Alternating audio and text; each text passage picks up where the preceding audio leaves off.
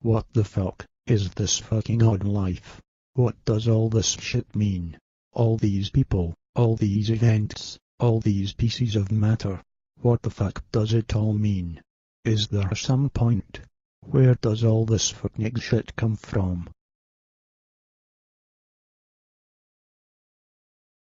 What a fucking weird world. All this shit people want, but none of it matters, none of it makes them happy.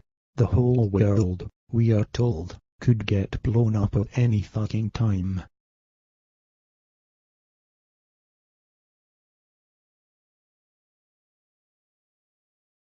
Is all this shit around me even real?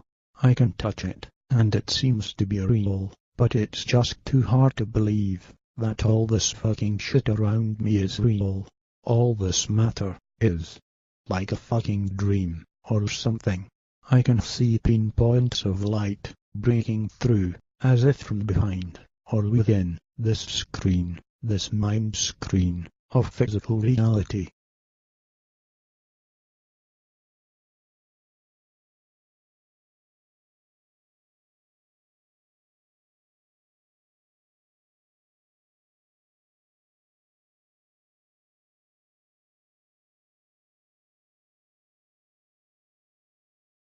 Another fucking day at work, working a shit dagger. There is nothing special about this life. There is nothing but the fucking shit-ass megapolis.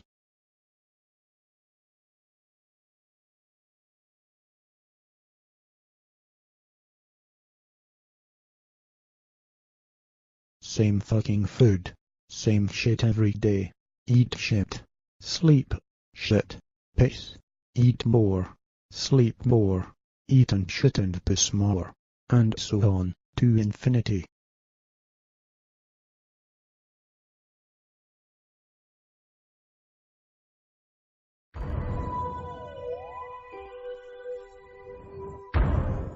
Same stupid shit on the telescreen. Oh, I might as well just go to work. What the fuck else is there to do, anyway? I have nothing. I am nothing. I know nothing. I want to be nothing. Am I even here, in this world, this simulation? Fuck. Shit. Fucking stupid neighborhood.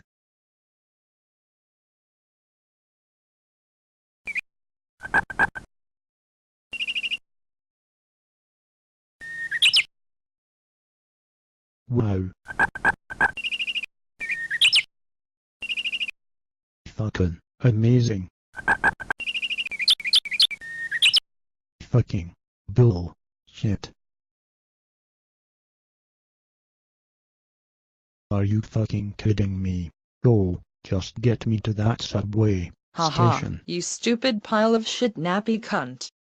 I am going to fucking kill you, and then I am going to eat you and shit you out my stinking asshole into my stupid fucking shitty toilet, and then I am going to look at you, in the fucking stupid shit-stained toilet, since you are now nothing but those cute little shitties in my fucking toilet, and I am going to ponder your stupid existence, which is now to just be a stick of shit, and I am going to think, what a fucking mystery this fucking existence is, and then I am going to happily eat those little cute shitties in my fucking shitter. I am going to savor the flavor, and I am going to pinch my nipples, so tenderly, oh baby, shit you up and shit you down, and shit you up and all around.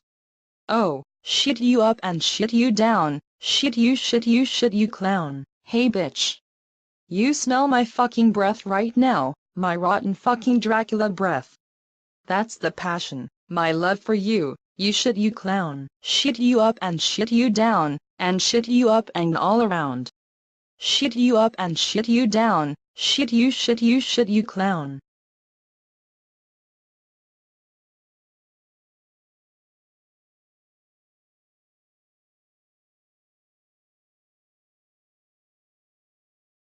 Oh shit.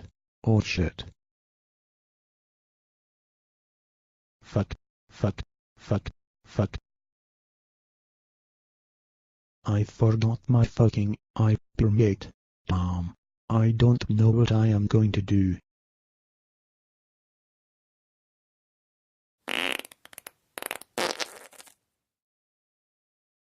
Like, oh my fucking god. Like, that is, like, so awesome, Fudger. Like, I'm so fucking, like, retarded. Do you want to suck my tits or something? Ha.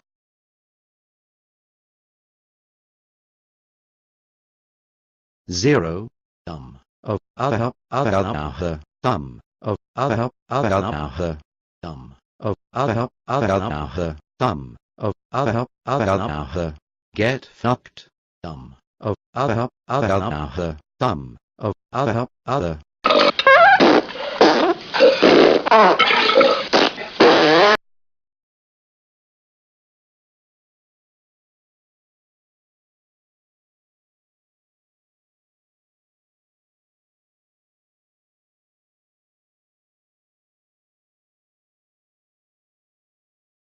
Now, what the fuck do I do?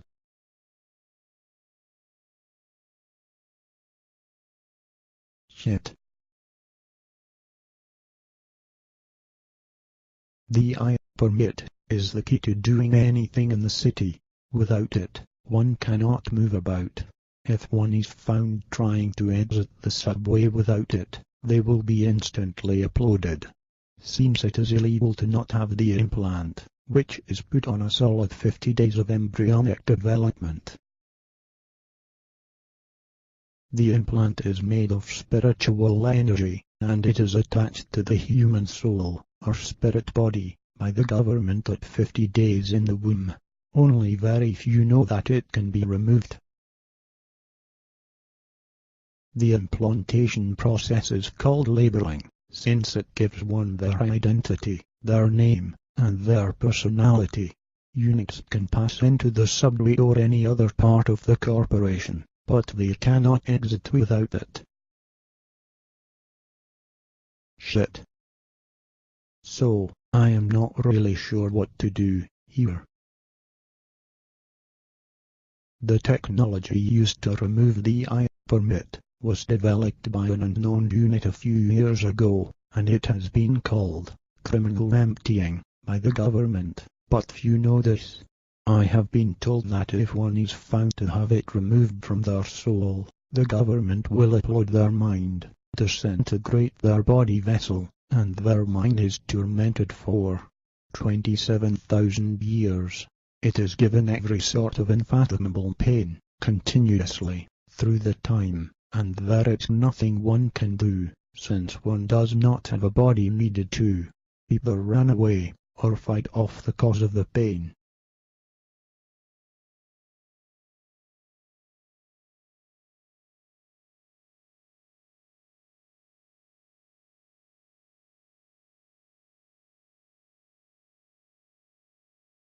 Who the fuck are you? Are you fucking lost? What are you just standing around here for?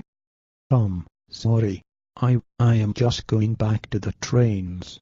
Yeah, that's fucking right. Get your pan dick back to where you are supposed to be, before I chomp the pan dick off.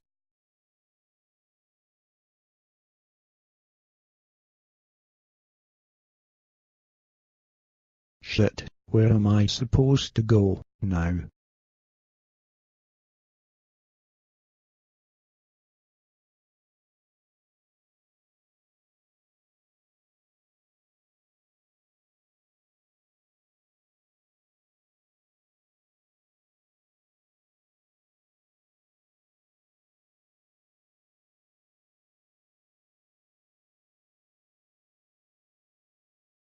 Fucking stinks like a fucking steamy shit down here.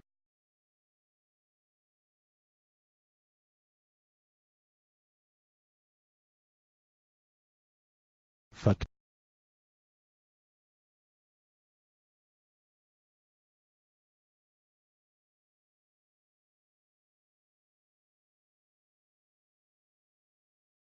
Motion is stillness. Pain is ecstasy. Analysis of any aspect of reality reduces to a point. In that darkness, we feel the presences of the transdimensional. Willing forward to the ultimate reality, the mind blows the fragments of what we perceive as solid into the realm of possibilities. Keys in our minds as potential to reserve through the windows that we, thinkers, hold through the dark.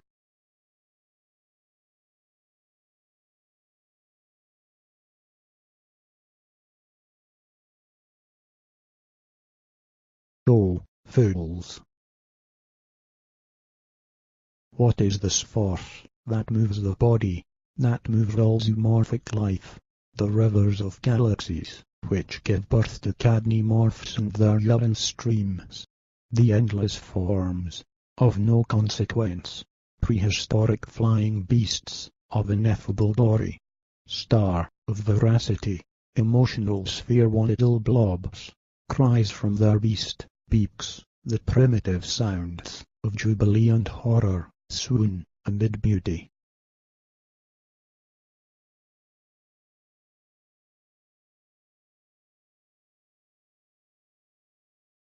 Now, where am I supposed to go? What the fuck am I supposed to fucking do?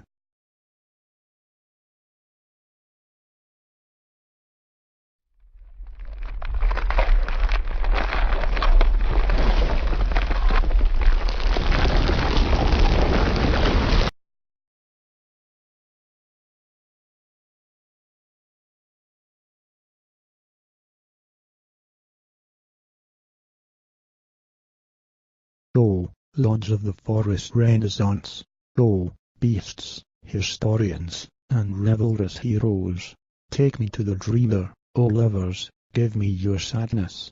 Let us pilgrimage to the hermaphrodite. Close your eyes, go, glowing blue light, the creative force is present.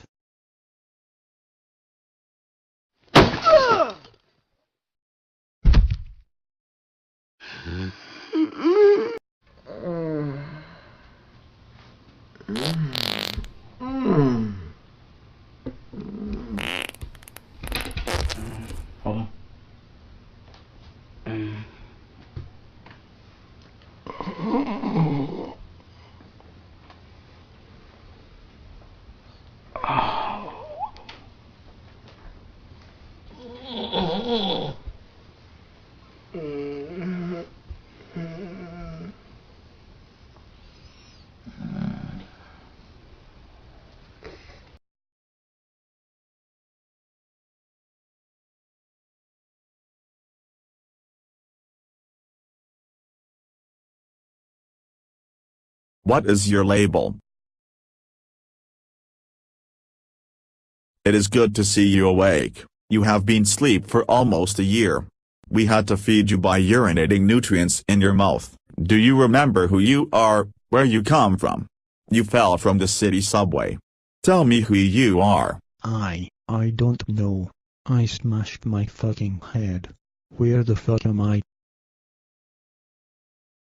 You don't have an implanted permit to exist, do you? Your mannerisms would imply to me that you do not.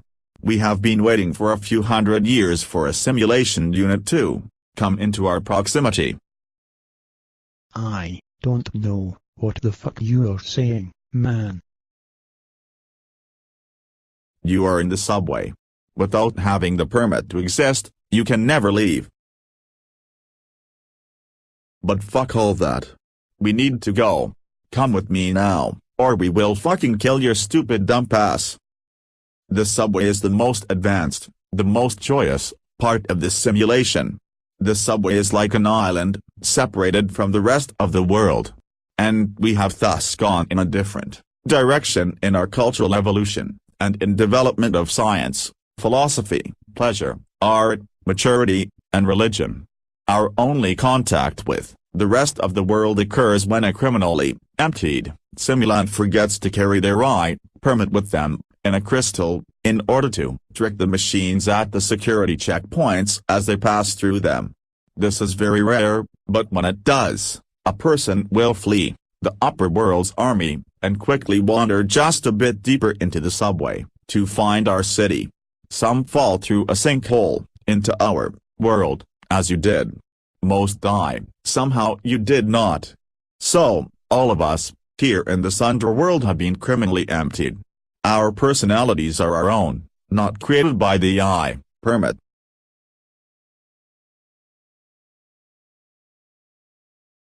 Simulants started being stranded here 754 years ago, when the Horned Shadow Gods ordered the Department of Watchers to install security stations at all subway exits, where at these stations all units' subjectivities were tracked by their I permit, where those that did not would be immediately uploaded.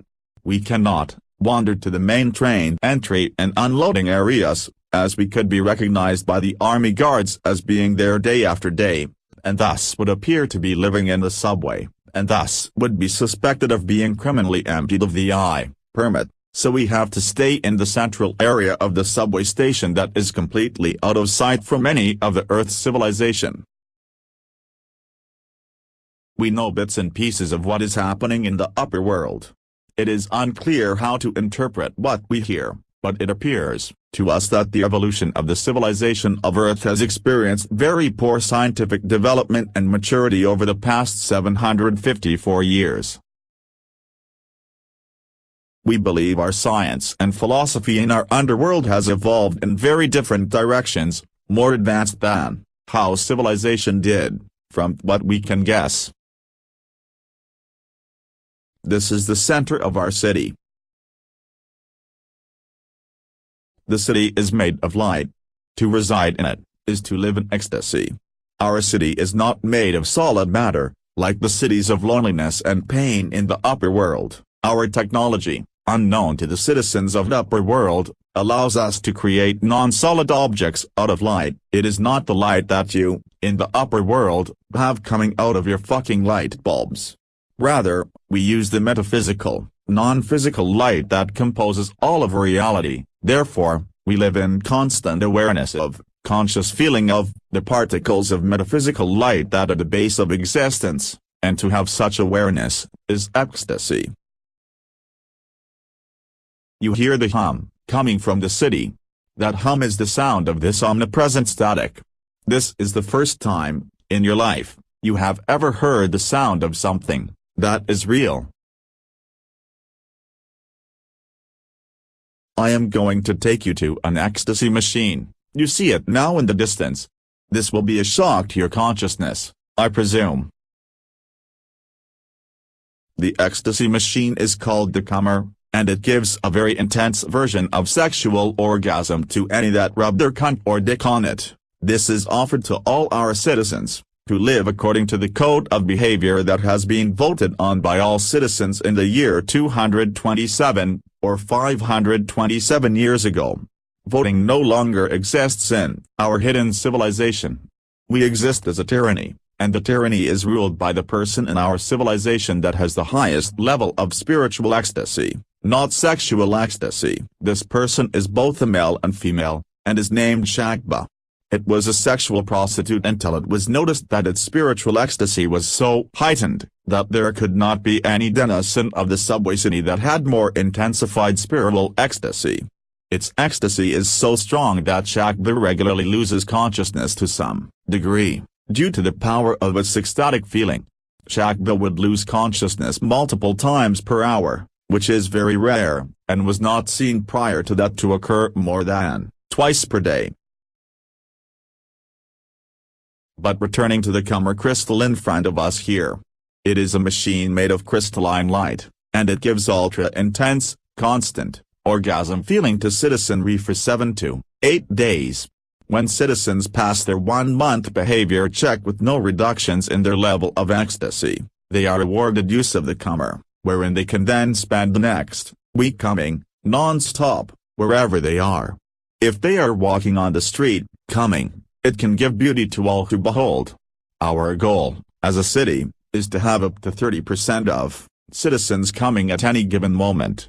Oh look, here comes somebody now who has been awarded access. They are about to stick their wet cunt on the comer.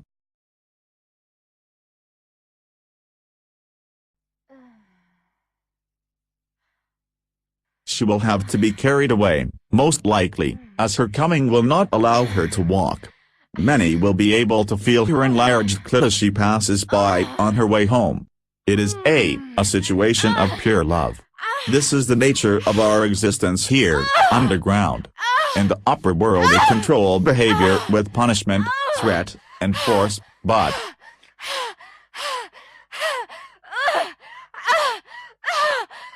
we control by love and ecstasy. All citizens want this prolonged ultra-intense orgasming, and consequent closeness with their fellow sexual citizens, so this quest for love.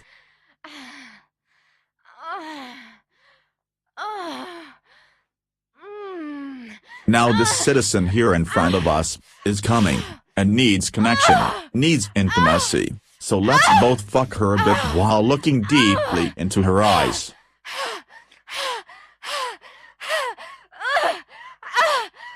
And then I want to show you our simulation philosophy center here in our city. All citizens want this prolonged ultra-intense orgasming, and consequent closeness with their fellow sexual citizens, so this quest for love, that the comer gives more than they want anything else. And thus they will do whatever it takes to get that reward. So, our hidden civilization works perfectly. We only have 2 laws in our civilization. First, all citizens must strive to have the greatest amount of ecstasy in their minds as possible at any time, and all actions must be, and only for the same of maximal ecstatic existence. And the second law is actually a 2-part law. All citizens must share all of their technological, spiritual, and scientific information with all other citizens, but no person can create a product for any other person. Persons can only create their own goods. This second law ensures both that technological advances cannot be monopolized and thus slow and delay technological advances, and it assures that no person has power or authority over another. Since power exists in terms of wealth, and wealth exists in terms of goods and property ownership, only allowing citizens to create their own goods assures all will be equal. We have a perfectly egalitarian society. Punishment for not following these 2 laws is removal of access to the comer, the greatest and perhaps only fear of any of the citizens of the subway. Our spiritual tyrant, Shakba, is the only person allowed to have any authority over another. In the upper world, tyrants are not ruled by ecstasy, and thus they hurt their citizens. Due to their animal, rather than spiritual inner structure. Animals are driven by desire and survival, and will only victimize one another. But those driven by their psychedelic and spiritual intensity within their subjectivity, do not have that capacity. It is impossible for them to hurt another, want advantage over another. This is because a being in ecstasy is uninterested in material gain, and rather, only wants more ecstasy.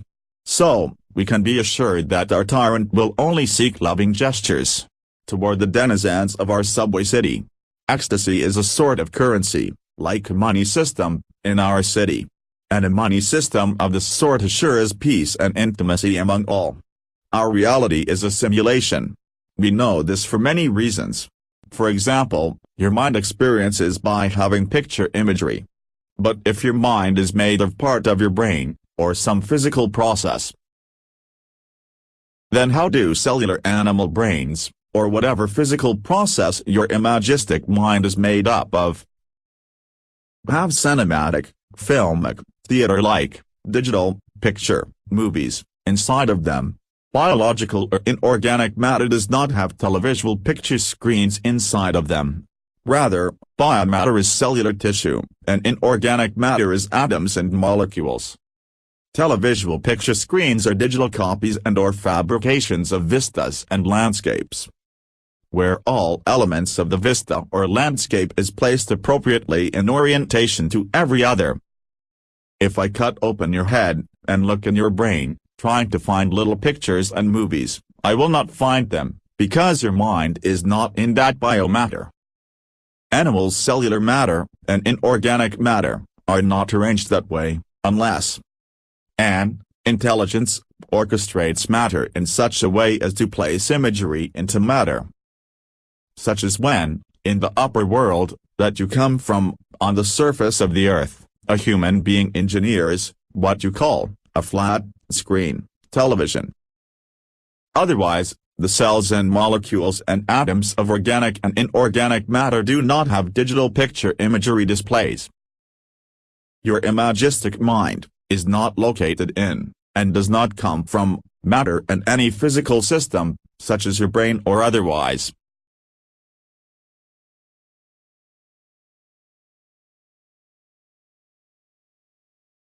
If the picture imagery of consciousness is not located in organic or inorganic matter, then it is not in matter at all.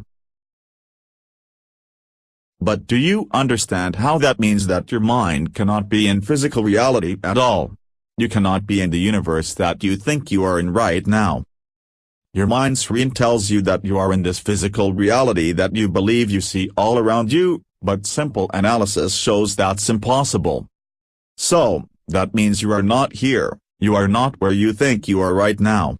So, you are not in the reality you think you are, and all this you see around you is a simulation, a fabricated, artificial model.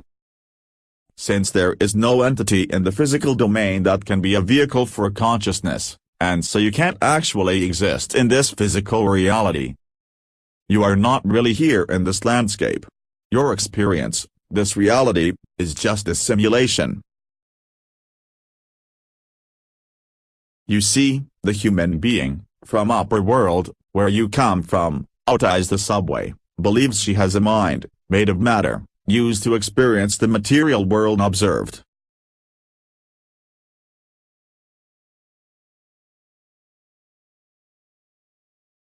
All around. But that only can be a dream. There are many ways to show reality is a simulation, in addition to that simple bit of reasoning that I just gave. They all show that we are simulants.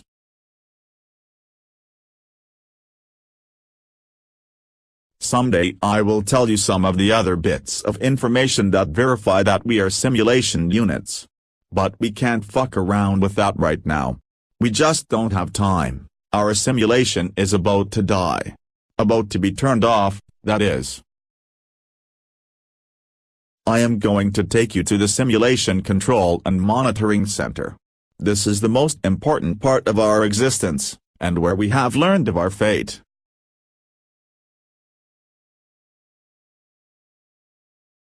Do you have any sadness, any longing, in your heart, about not being able to return to your former life, in the shed-ass upper level of Earth? No, none at all. I think I'd rather gargle my own typhoid fucking worm shit, than go back to that shit fuck dump of a civilization. Ah, there is Cliticta, she will service you. Hello Cliticta.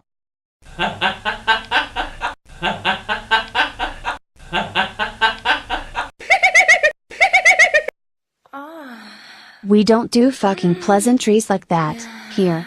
We recognize them to be mere nervous convulsions and spasms of the lost fools of upper world a few hundred years ago.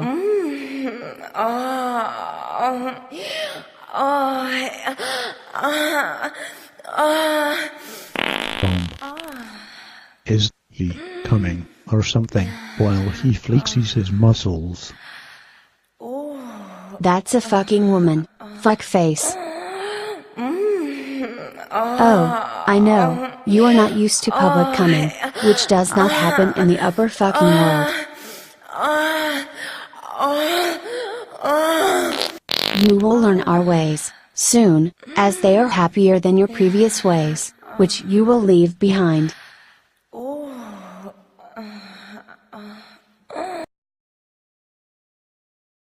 Part of me loves you.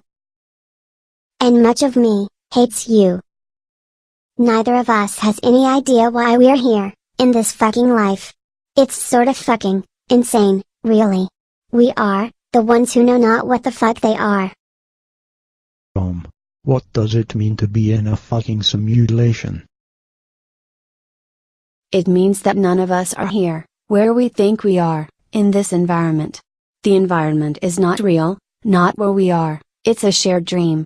In reality, we're all spirits that are like floating white stars, levitating in a field of electrical pinpoints of flashing light.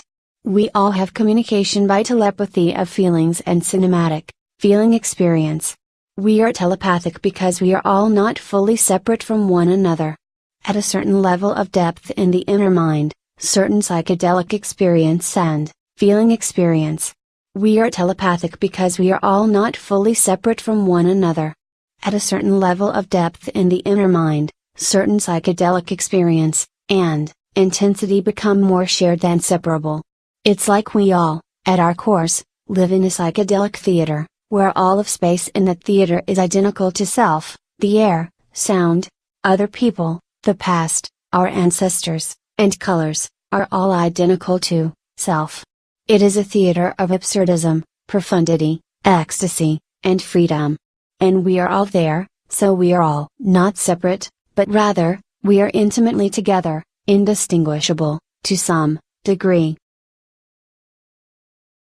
But our simulation will end, in 38,880 minutes from this evening, or, in upper worlder terms, in 27 days. 38,880 is 45 times 864.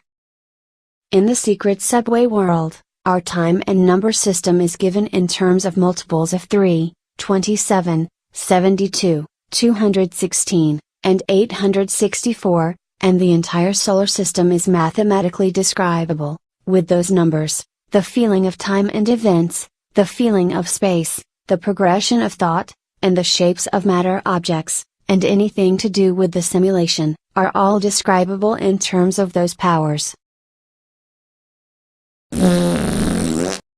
Oh, that's fucking hot. You keep up that smell and you are going to get really fucked good and hard by my 4-inch dong, you cunt. We were created by a computer programmer that we call the Paramind. We believe she is some sort of hermaphrodite, but we have no real idea what sort of a creature it is, other than a few clues. The Paramind may be an intelligence in the shape of a dragon. This is because when humans desimulate, or take measures to become aware of their simulated existence, they see visions of dragons, as if those are the types of creatures in the desimulated mental space. We also know that the Paramind is made of ecstasy. This is because we can directly verify, through simple introspection, that our own minds are made of ecstasy, but a mind, or more specifically, a subjective space, can only be created by another mind, another subjectivity.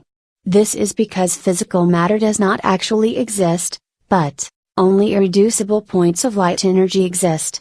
They are atoms of ecstatic feeling. So minds are not made out of matter, in the way one builds a fucking upper world car out of hunks of metal and other shit. So, then, minds can only come from other minds. Subjectivity can only be the cause of other subjectivity, since there is no matter, and all there is immaterial spirit.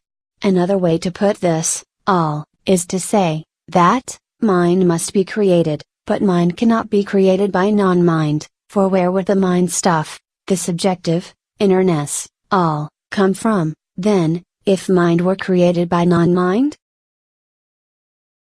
And our minds can only be directly created by another intelligent programmer, but if our minds are made of ecstasy, the ecstasy, then, comes from that source, which is the Paramind.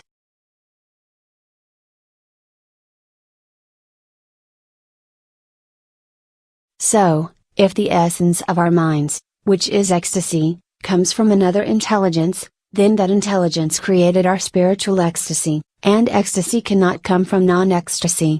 Just like something cannot come from nothing. Non-ecstatic minds do not know what ecstasy is, and don't know how to create it, so a non-ecstatic mind could not have created ours. So only an ecstatic mind could create ours. Furthermore, a mind in ecstasy will only desire one thing. More ecstasy, since it is the most desirable of all mental states. So it is impossible that an ecstatic mind would create a simulation containing minds that are not ecstatic. But the paramind is about to terminate the program.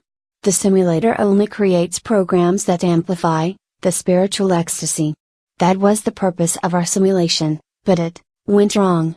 The paramind is of an infinite intelligence, but somehow the simulation is not generating enough ecstasy to net a positive amplification of overall ecstasy. Instead, the simulation is producing anti-ecstasy, or what can be called negative reality. It costs the programmer paramind energy to keep the simulation going, and since the paramind is made only of ecstasy, that means that to take away its energy, one takes away its ecstasy, or at least lowers it to a degree. This means that our simulation must be terminated in 27 days. This is the fucking simulation monitoring center. Fucking fuckity fuck. Do you like, huh? Do you fucking like?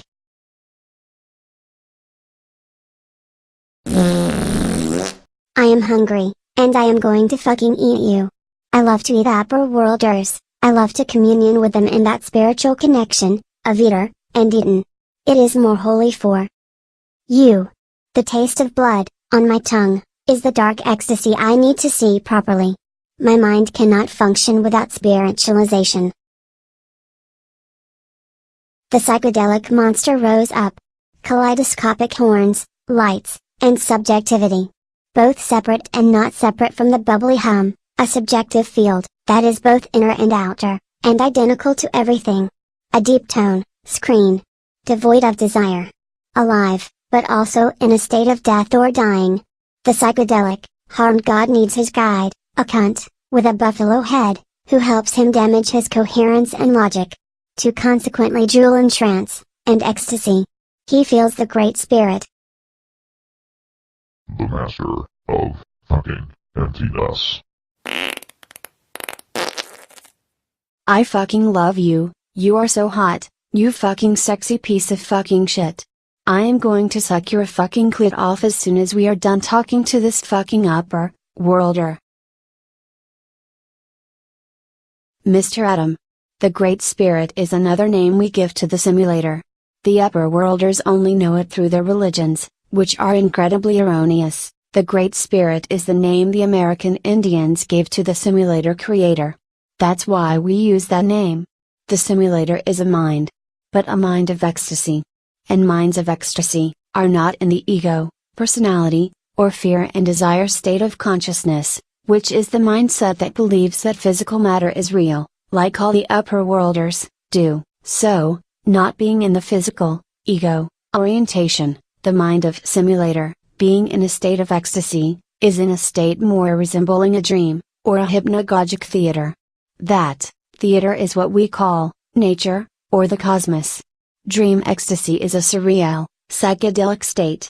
And that's why nature, which emanates from and thus resembles its creator, is psychedelic, fractal, and almost dreamlike, with the capacity to catapult humans into a state of spiritual trance, just by being engulfed in the geometry of nature. The geometry of nature reveals the psychedelic ecstasy of our simulator creator. And that is why the simulation is dying. The geometry of nature is being replaced by Euclidean geometry, by replacing nature with cities, farmed fields, and so forth, which are all straight-edged, Euclidean, and non-ecstatic. The simulants are causing the simulation to eat itself, so to speak, by filling it with Euclidean geometry, which does not induce any ecstasy, but rather only induces a malfunction of the minds of simulants. This is usually called mental illness, by upper worlders. But the simulator designed the simulation to amplify ecstasy throughout the atomic field of existence, which it is now failing to do, so it must be terminated. How the fuck do you know all this?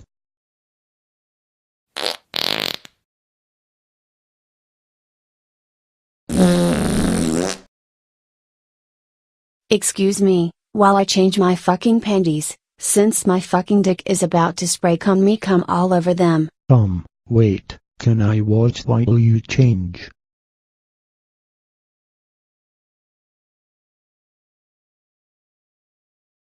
You think you can fucking touch my dick, fuckface, when you can't even see the infinite light, and when you therefore can't even fucking hear my soul vibrating. Ah, fuck. Not again. Fuck. Oh, I feel funky, fuckers.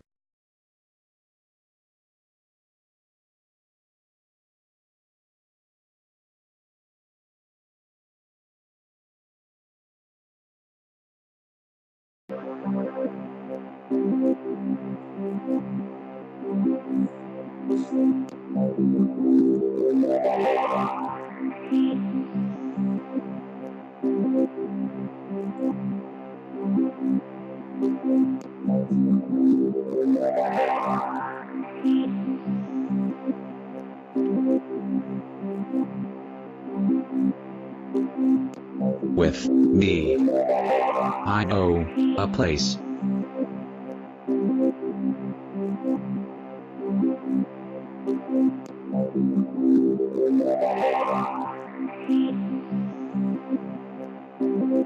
Oh, creatures, no amateurs and jokers, show me the form image, the ancient swoon, the ancient flux, ball of electricity in the sky, agitated sphere, oh put your sound into me.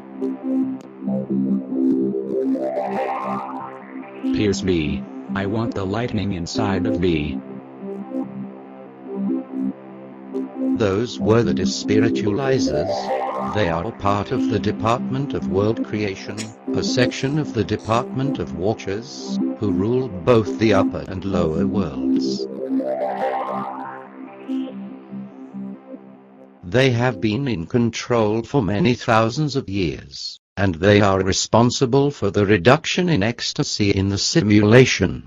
They are the ones that took humans from their original state of fractal ecstasy, living amid the chaotic geometry of nature.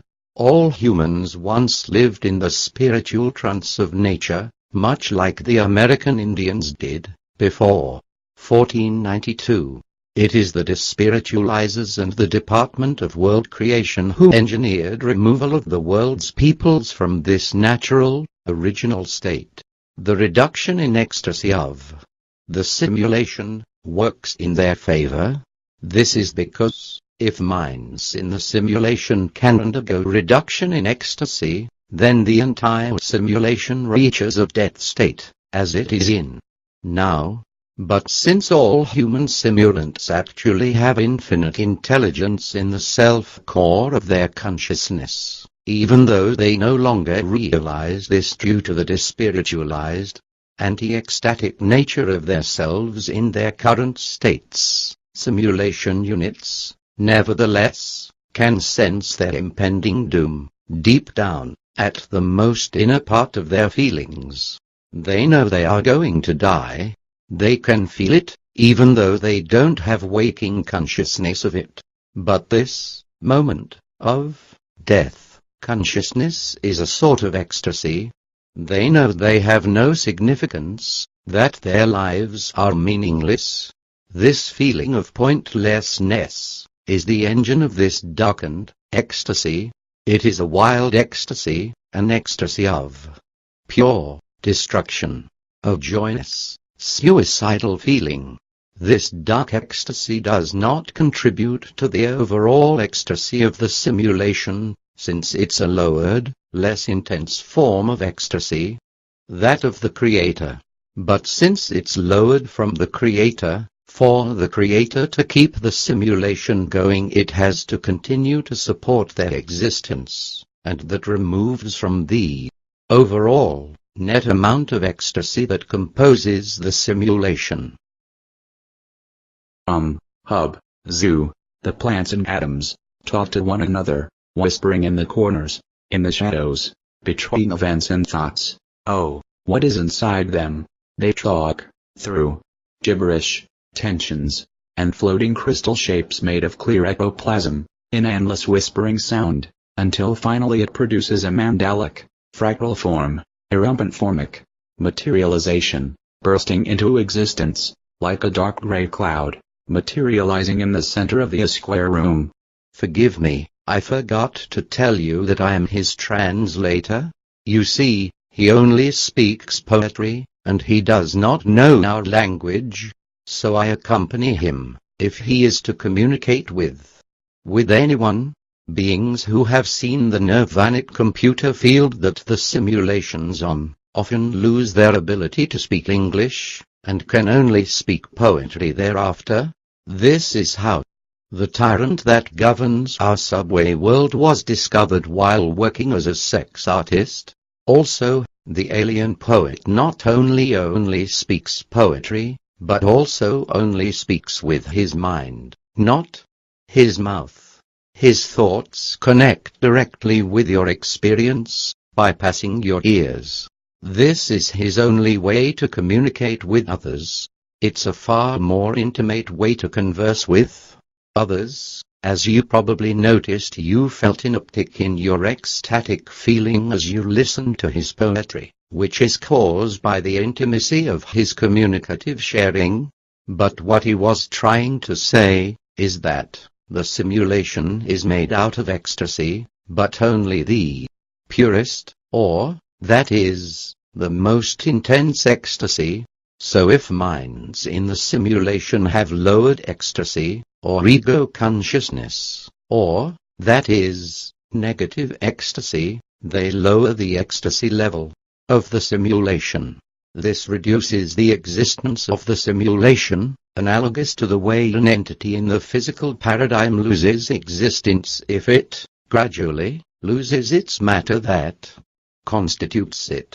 And in 27 days, to put it in your upper world terminology, the simulation will have had enough ecstasy extracted from it that it will reach a critical point, where the dark and negative ecstasy overtakes the production of pure ecstasy, and at that point, a very powerful implosion will occur, where the dark and negative ecstasy will overtake the pure, and quickly only the dark and negative ecstasy will exist. But a simulation cannot be composed of dark or negative ecstasy, as those only have false, rather than genuine, existence, and the simulation will cease to exist within a few seconds. The despiritualizers are a group of simulants who never reached full ecstasy as kids, but who have learned to tap into the negative ecstasy of the non-ecstatic. This is, nevertheless, a way to feel ecstasy, since the meaningless, purposelessness, moment of death, consciousness, of the upper worlders, who are sensing their imminent doom, the dark ecstatics, of which the despiritualizers belong, have learned to telepathically feel and concentrate the quantity of the negative ecstasy, and turn it into a feeling of darkened ecstasy. They are quite taken by this inferior form of ecstasy, and they have learned that the more simulants they can get into states of negative ecstasy, the more they can amplify their dark ecstasy. So their goal has been to despiritualize the entire world. Hey, my friend here has not farted for 5 whole fucking minutes. I can't fucking believe it. She looks like a fucking superhero in pinky tights. That could be called gas. So, okay, I see what you mean, but why did HTTP Simulator create this fucking universe like it is? Why not just create simulants with ecstasy already? Why have some that are not, like all children are, in the simulation? Why do they have to learn ecstasy? Why can't they just be created with it? Then this whole fucking mess would not be happening. That is, really, a stupid fucking question. The answer is because the Pare mind seeks increased, amplified ecstasy, which he can't create himself. He is just himself, and no more. So all he has to work with is the ecstasy that he is made up of. So he can't add to that, since that would be to create simulant ecstasy in the simulation from something over and above his soul ecstasy source, himself. So, to create simulants who develop states of ecstasy, auto-generating it, is the only way to create new and more ecstasy, which is what our simulation was intended for. Human simulants were meant to reside in the simulation, simulated to exist in fractal environments, which simulants call nature. This environment is a piece of God, since it is emanated from the paramind's ecstasy. Human simulation units, residing in that fractal geometry, would, and should, develop states of pure ecstasy. Oh, fools!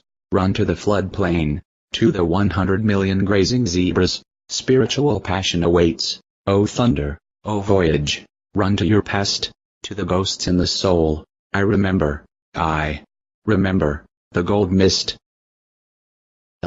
One moment, I am translating the words, still, okay. He is saying that the only way to get simulants to understand the ecstasy, to get those feelings back, is if they will somehow realize, remember, that meaningfulness, purposelessness, and so forth, are all not lost in a meaningless, purposeless, zero significance reality. Rather, the pure ecstasy is meaning, significance, and purpose. In an alien consciousness, alone, creatures with glorious breasts, turning inward, filling each other in trance, and in apocalypse. A time, ripple, an eclipse of existence, running, through bestial woods, running into the post-human. Spreading their arms into the sky, filling their bodies with chemicals that let them penetrate into the core matrix of nature, to feel the bubbling euphoria.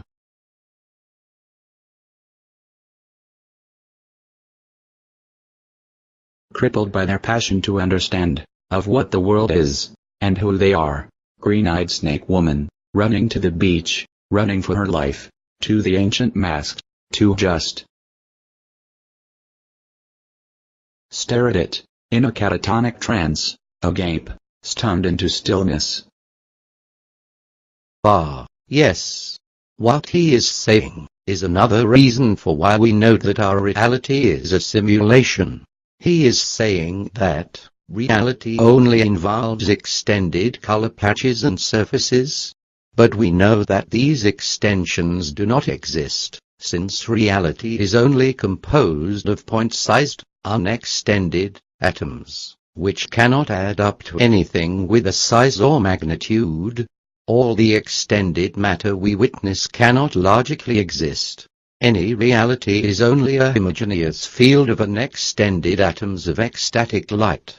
And, for those reasons, the mind, in witnessing physical reality, cannot be actually experiencing it, as an environment that is outside yourself, and which is real. So, experience of physical reality is a simulation. With me.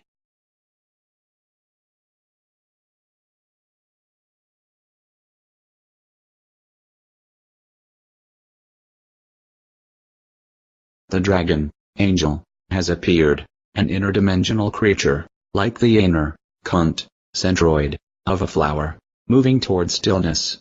Oh fools, we have to run, through the starry night. What he is transmitting, is that the central issue, behind that argument, and central to all of our understanding of reality, is the understanding that the atoms that compose the spiritual field of reality, are points, or, in other words, have no size at all, and are a sort of nothing that is something, so to speak.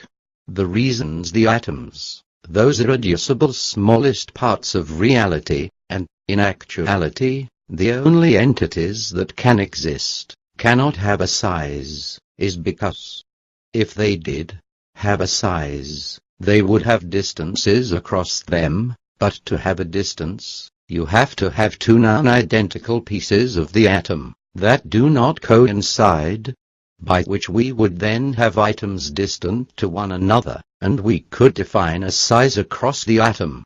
But this is a contradiction, because distance is defined as requiring two non-identical items. But the philosophical atom, that absolutely irreducible aspect of reality that reality is made of, cannot have parts, lest it not be an atom. So, partless atoms that have size are impossible, and reality can only be a sea of sizeless point atoms. By definition, these atoms are composed of pure spiritual ecstasy.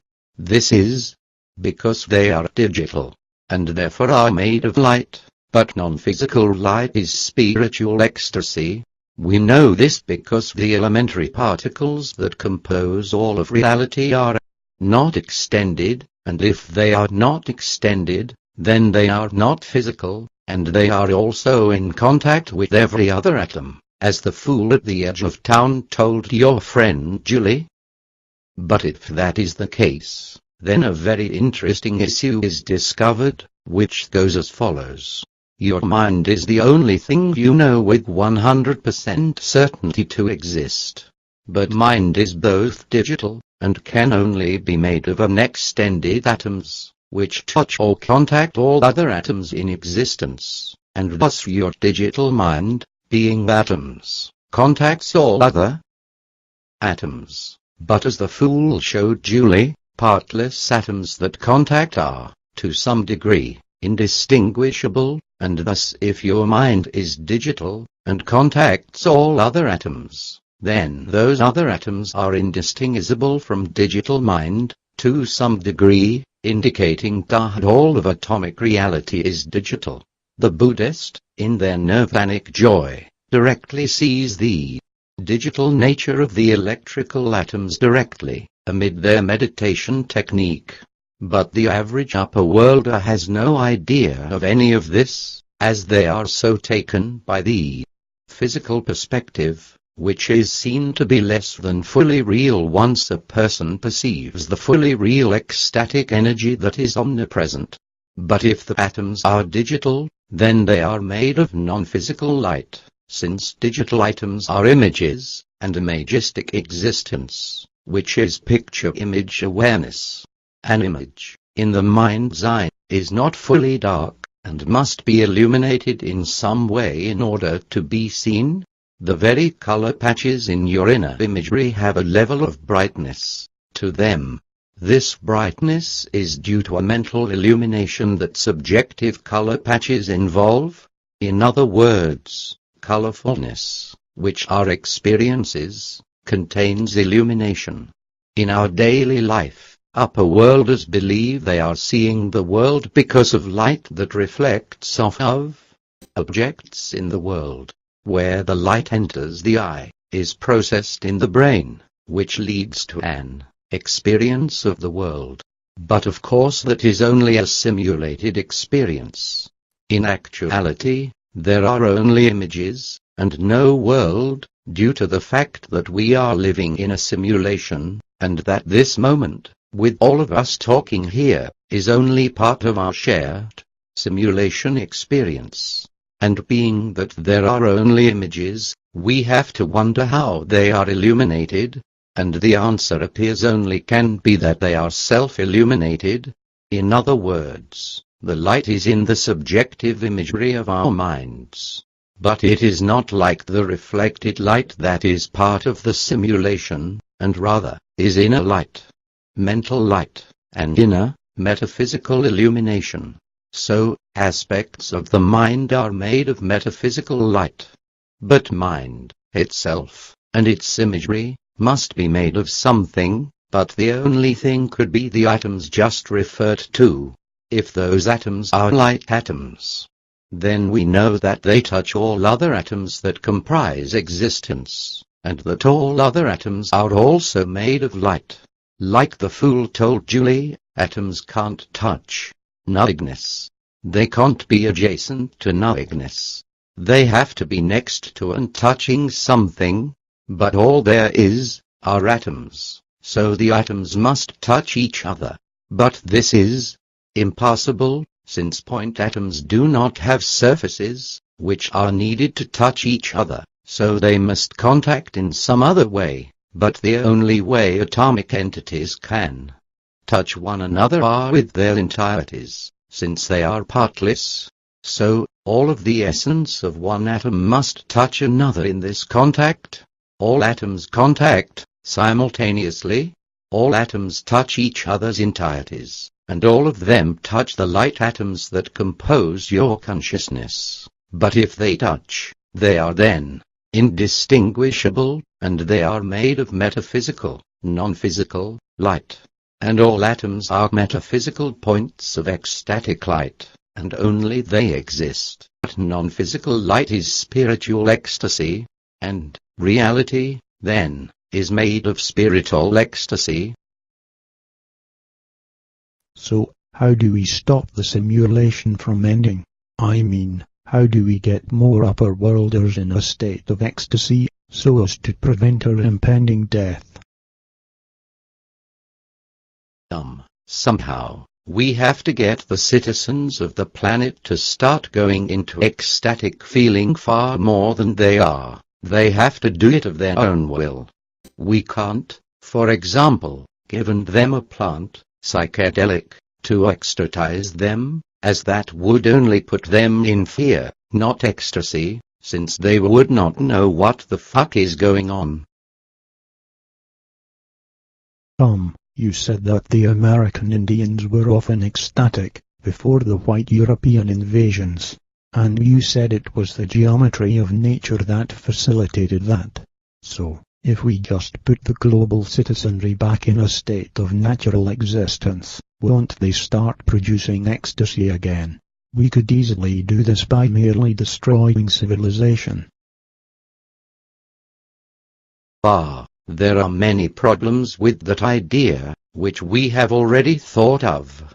First, we denizens of the subway are ecstatics, and we don't have the capacity to carry out such destruction, and further, we don't carry out much unproductive activity at all, in general, as ecstatics are not inclined to carry on that way, as upper worlders are. Ecstatics just want more ecstasy, that's all. So how do we get ourselves to go and demolish a civilization that is so heavily guarded and armed, and without hurting anyone? We can't. We thought perhaps you could, for us, since you are an upper worlder and not yet ecstatic, at least not fully. But how would one person do that? How could you do that? 0.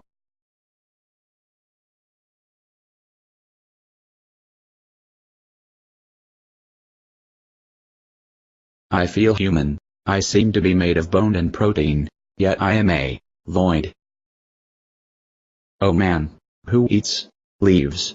Teach me of darkness, and ineptitudinous happiness, and of saber-toothed pigs, who belch deafening calls, and galumps, skyward as they devour flesh. Yes.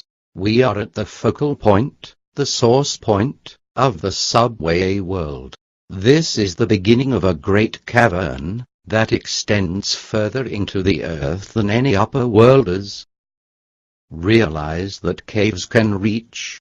This cave allows us to hear the hum of the central crystal at the center of the earth.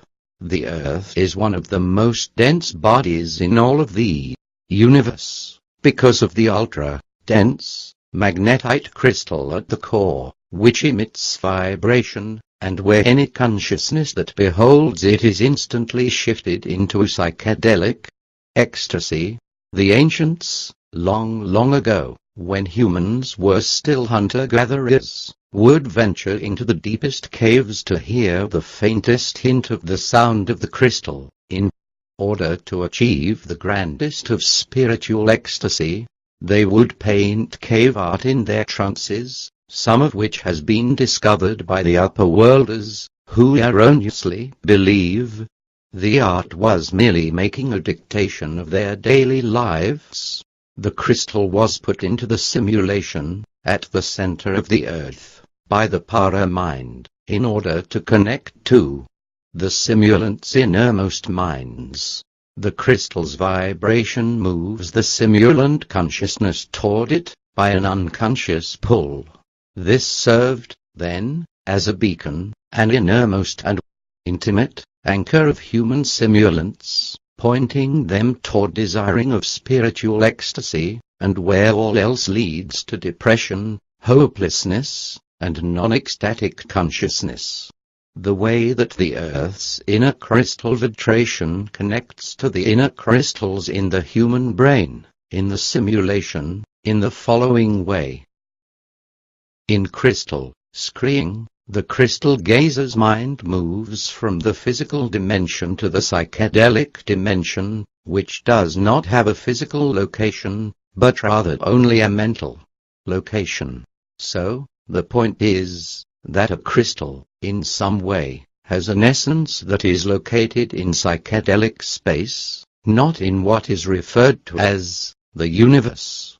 When the mind changes, because it stares into a crystal, one might wonder which is happening.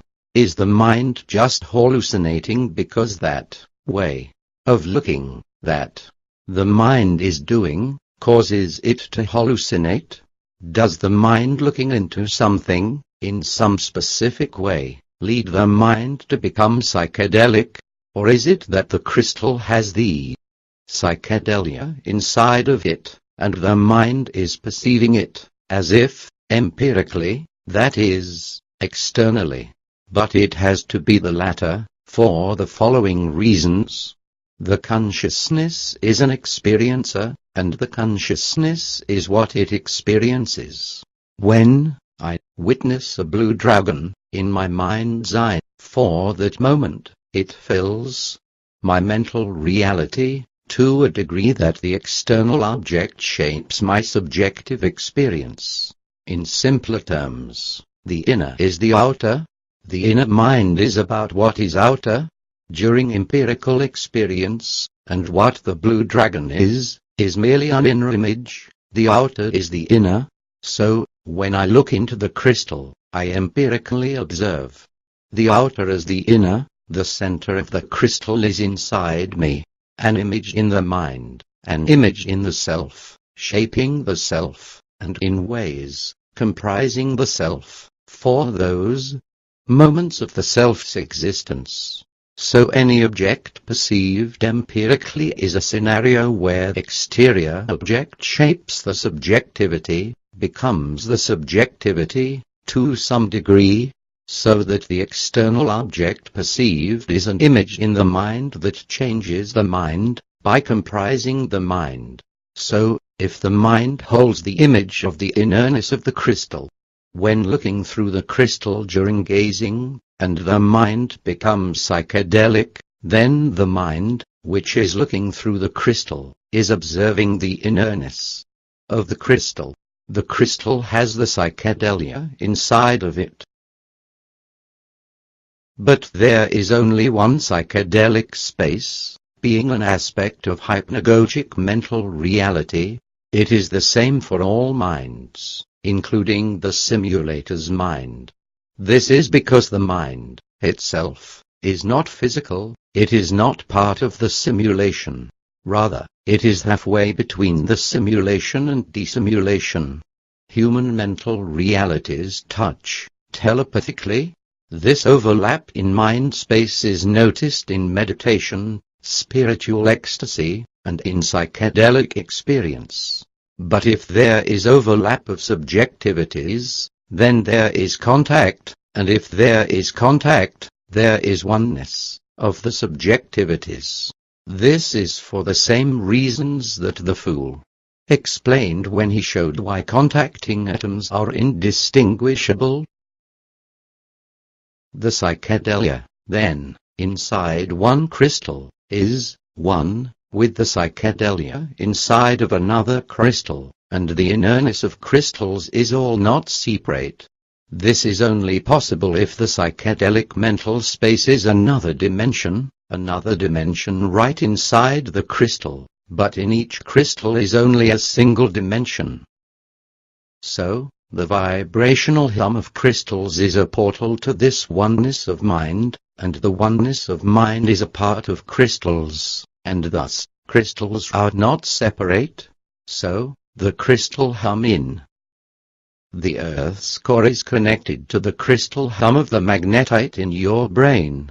The Earth's core is connected to the brain. One sees this upon hearing the ecstasy. Here, we will open the door for you a moment, so you can hear it.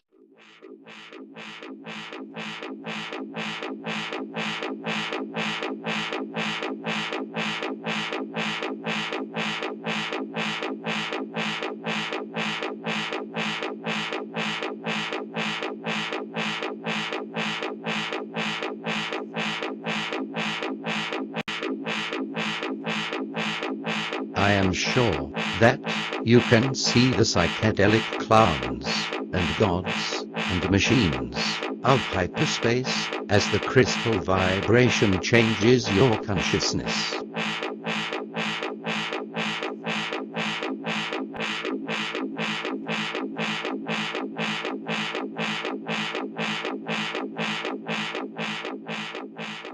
The upper worlders, humorously, believe the sun is at the center of the solar system. This was a false idea deliberately put into play by the department watchers, many hundreds of years ago, in the mid-1800s, with a supposedly scientific idea called parallax, which never actually verified that the sun was at the center of the solar system. But the Department of Watchers controls all information, and they put forth the sun-centered idea, in order to attempt to get the upper worlders to feel more insignificance, and to lose sight of their importance and their spiritual power, in order to continue their escalation of the destruction of the simulation. Since that time in the 1800s, none of the upper worlders has bothered to recheck if the sun-centered model is correct, and instead, virtually all upper worlders believe it to be so, and anyone who does not is ridiculed. But the evidence for the Earth-centered model is everywhere, but upper worlders do not recognize it for what it is, since their minds are made up on the sun-centered idea. For example, in the Earth-centered model, at times, Jupiter and the Sun will get close to one another in space, as they both rotate around the Earth. This is called the eclipse of Jupiter, where it is observed that Jupiter goes behind the Sun for a number of months, which occurs every few dozen years. In the Sun-centered model, Jupiter and the Sun would be extremely far from each other, and should have no effect on one another.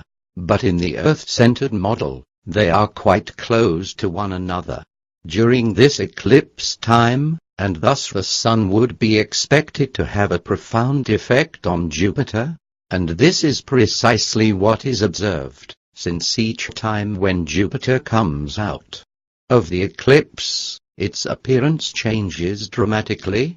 Upper worlder, so-called scientists, just scratch their head at this, since their theory does not fit their observations, but it is obviously because when the Sun and Jupiter get close, the heat of the Sun roils and perturbs Jupiter, thus changing its surface gas features.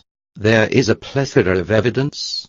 Upper worlder, so-called experts, will never put this all together, since they are operating in a non-ecstatic, lower form of science, which is really not science at all, but, rather, is theory, disguised as science.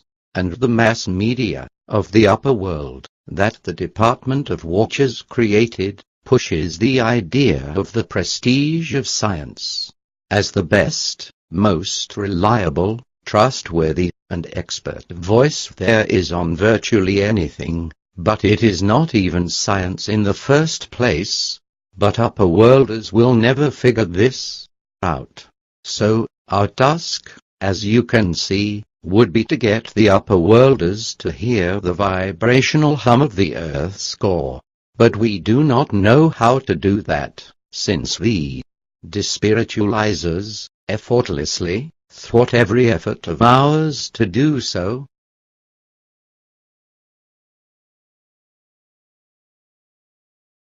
Silence.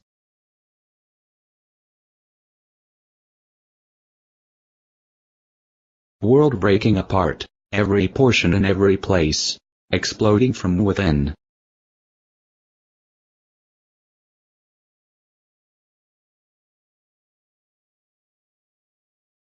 For a moment, I am not me. A state of near highest ecstasy. Plasma display, pulse, the shit of beasts, the horsewoman, breasts pulsate into existence, a flashing reality, from the harmony of nature, from the music of moving spheres above. They are made of the same material as rocks, and water, matter that is alive, autocosms of life, self-possessed.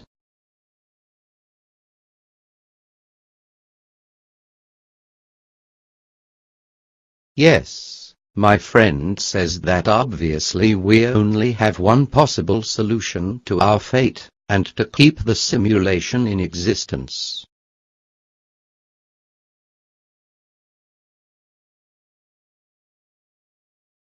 We need to cut open the Earth, so we, in the subway world, can hear the Earth's crystal even more clearly, filling our consciousness with as much vibrational ecstasy as we can, wherein we will telepathically implant it into the upper worlders. If we can get close enough to the crystal, we will be able to elevate the spiritual ecstasy of our consciousnesses enough that we will be able to invade the minds of the upper worlders, filling them with ecstasy that is still auto-generated, since it is telepathically transmitted from one vessel to the next.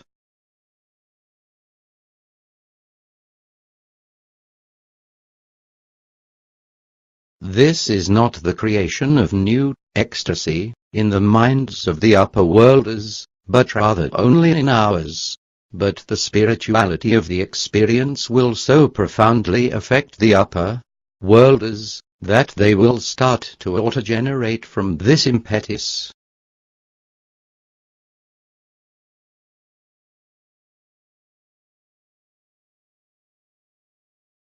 My ecstasy will be the greatest, because I do not have any theory, any philosophy, any way to interpret the spiritual feeling, and such a raw, untrained mindset intensifies the mystery, the spiritual ecstasy. I can really feel it welling up now, even well before the proximity to the crystal. Oh, fucking shit. It's a fucking soul eliminator.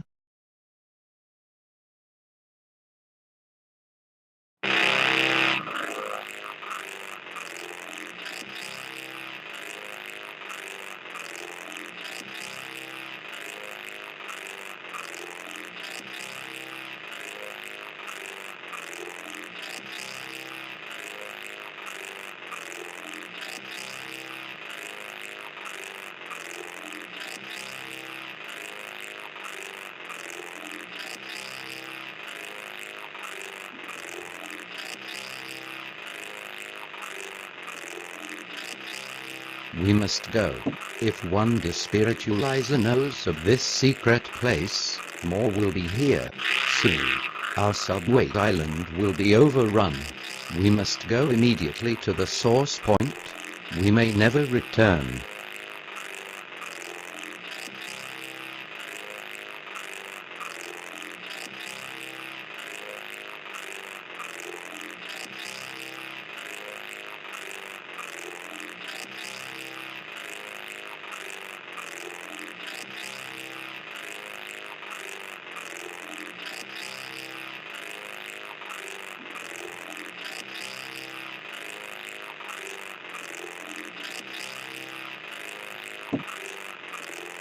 Infinity of worlds, infinity of minds, neither dead nor alive, made of the metal, liquid, The sexual, ecstatic, electrical fluid. He says, just jump right in, down into the cave. We may never come out, but we will die in bliss.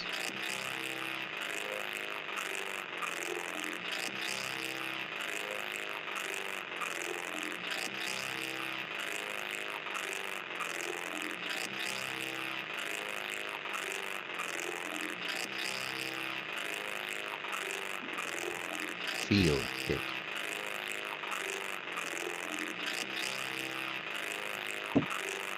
Feel it now, getting stronger.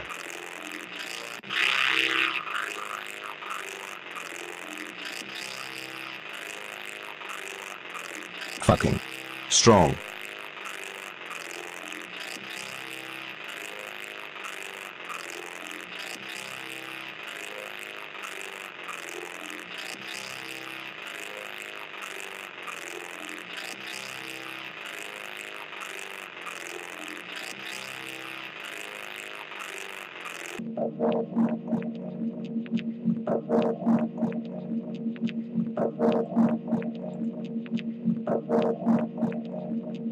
And then I am going to take all those fucking shitfucks we kidnapped out of Iraq, and I am going to bring them to the coven for the level 2 fucking Satanists, and we are going to cut off their breathing, and just before they die, bring those weak little shitfucks back to see what philosophy they can share. And then we are what?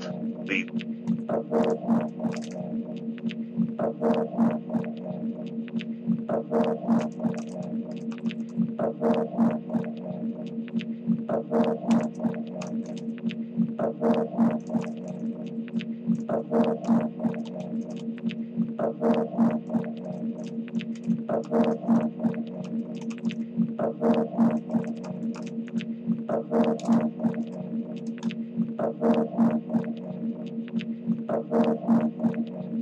Then, after we get the dark spirits from the underground dungeon, we will escort them to the triangular fucking spacecraft on our way to kidnap a few more children for the Dark Masters, for their dark ecstatic rituals, and for ours.